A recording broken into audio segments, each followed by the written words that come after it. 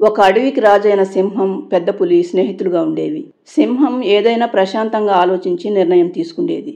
పెద్ద పులి చిన్న చిన్న విషయాలు కూడా కోపం తెచ్చుకుంటూ ఉండేది. ఒకరోజు ఎప్పట్లాగానే సింహం, పులి ఒకచోట కలుసుకొని కొంతసేపు మాట్లాడుకున్న తరువాత ఎవరింటికి వారు వెళ్తారు. మరుసటి రోజు సింహం, పులి తాను ఎప్పుడూ కలుసుకునే చోటుకు వచ్చి పులి కోసం చాలాసేపు ఎదురు చూస్తూ ఉంటుంది. కానీ ఎంతసేపైనా పెద్ద పులి రాకపోవటంతో తిరిగి తన గుహ దగ్గరికి వెళ్తుంది సింహం.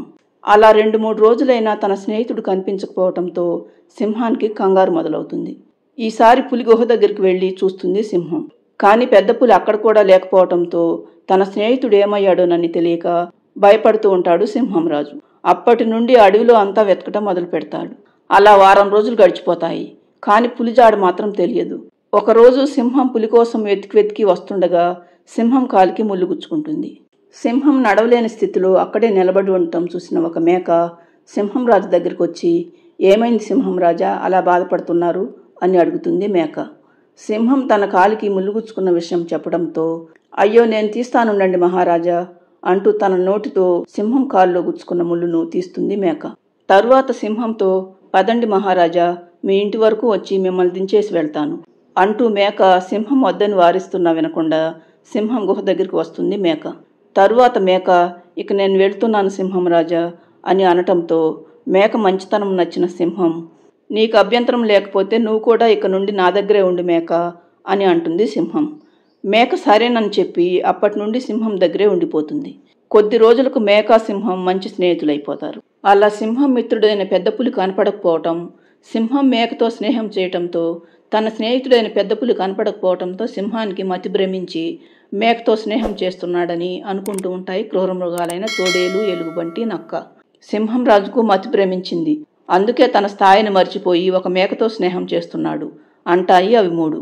"మేకతో స్నేహం చేస్తే తప్పేముంది" అంటుంది ఏనుగు. "అవునులే, ఆ మేక కూడా నీలాంటి జంతువే కదా, అందుకే నువ్వు ఆ సింహాన్ని సమర్థిస్తున్నావు. కానీ సాటి క్రూర మృగాలుగా మేము ఒప్పుకోము. ఈ విషయాన్ని సింహం రాజుతోనే తేల్చుకుంటాం" అంటాయి ఎలుగుబంటి, తోడేలు, నక్క. అన్నట్లుగానే మరుసటి రోజు అవి 3 కలిసి కొన్ని జంతువులను వెంట పెట్టుకుని సింహం రాజు దగ్గరికి వెళ్తాయి. అవి వెళ్లేసరికి సింహం, మేక మాట్లాడుకుంటూ ఉంటారు. అది చూసిన ఎలుగుబంటి, నక్క, తోడేలు, "ఏంటి సింహం రాజా, అడవి గురించి మర్చిపోయి ఈ మేకతో కబుర్లు చెబుతున్నావా? ఇలా చేయటానికి మీకు సిగ్గుగా అనిపించటం లేదా?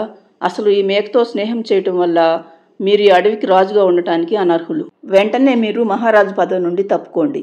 నేను లేదా తోడేలు ఇద్దరిలో ఒకరం ఈ అడవికి రాజు అవుతాము" అంటుంది ఎలుగుబంటి. "నేను మేకతో స్నేహం చేసినంత మాత్రాన మీరు నన్ను మించిపోతారా? రండి, నా పంజా దెబ్బ రుచి చూపిస్తాను" అంటుంది సింహం. అప్పుడు మేక, "ఆగండి సింహం రాజా, వీళ్ళని ఎదుర్కోవటానికి మీరెందుకు, నేను చాలు. రండి, మీలో ఎవరొస్తారో ముందుగా నాతో గెలవండి" అంటుంది మేక. ఎప్పటి నుండో అడవికి రాజు కావాలనుకుంటున్న ఎలుగుబంటి, "ఏంటి, నువ్వు మాతో పోరాడి గెలుస్తావా? అయితే నాతో గెలువు చూద్దాం" అంటూ మేక దగ్గరకు వచ్చి గొడవకు దిగుతుంది ఎలుగుబంటి. సింహం వద్దని వారిస్తున్నా వినకుండా ఎలుగుబంటితో గొడవకు దిగుతుంది మేక. అవి 2 చాలాసేపు గొడవ పడిన తరువాత మేక దాటికి తట్టుకోలేని ఎలుగుబంటి క్రిందపడి చనిపోతుంది. అందరూ ఆశ్చర్యం నుండి తేరుకోకముందే అక్కడొక స్వామీజీ ప్రత్యక్షమై, "శబాష్ పులిరాజా, ఈ దుష్ట ఎలుగుబంటిని చంపటం ద్వారా నీకు శాప విమోచనమైంది. ఇక నుండి నువ్వు ఎప్పట్లాగానే నీ రూపంలోకి మారిపోతావు" అని స్వామీజీ అనగానే మేక సింహం స్నేహితుడైన పులిగా మారిపోతుంది. జరిగినదంతా చూసిన సింహం రాజు, "ఏంటి మిత్రమా ఇదంతా, కళా నిజమా? అసలు నేనేం చూస్తున్నాను" అనగానే స్వామీజీ, "నేను చెబుతాను సింహం రాజా, కొన్ని రోజుల క్రితం నేను ఈ అడవి పక్కనే ఉన్న నదిలో స్నానం చేస్తుంటే ఈ పులిరాజు నీరు త్రాగటానికని వచ్చి అనవసరంగా నాతో గొడవ పెట్టుకున్నాడు.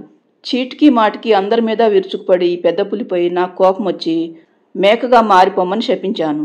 కానీ ఈరోజు ఈ దుష్ట ఎలుగుబంటిని చంపటం ద్వారా నీ స్నేహితుడికి శాప విమోచనమైంది. ఇక నుండైనా అందరి మీద అనవసరంగా కోపంతో విరుచుకుపడటం మానేసి మీలా ప్రశాంతంగా ఉండమని చెప్పండి" అంటూ అక్కడి నుండి వెళ్ళిపోతాడు స్వామీజీ. మేక పులిగా మారిపోవటంతో భయపడి అక్కడి నుండి పారిపోతాయి తోడేలు, నక్క. తరువాత సింహం పులితో, "చూశావా మిత్రమా, మితిమీరిన కోపంతో ఎన్ని అనర్థాలు జరుగుతాయో. జరిగిందేదో జరిగిపోయింది. ఇక నుండైనా కోపం తగ్గించుకొని ప్రశాంతంగా ఉండు" అంటాడు సింహం రాజు. "సరే మిత్రమా, ఇక నుండి నువ్వు చెప్పినట్లే చేస్తాను" అంటుంది పెద్ద పులి. అప్పటి నుండి సింహం, పులి ఎప్పట్లాగానే మంచి స్నేహితులుగా ఉంటారు. ఫ్రెండ్స్, ఈ స్టోరీ నచ్చితే లైక్ చేయండి, ఛానల్ను సబ్స్క్రైబ్ చేసుకోండి.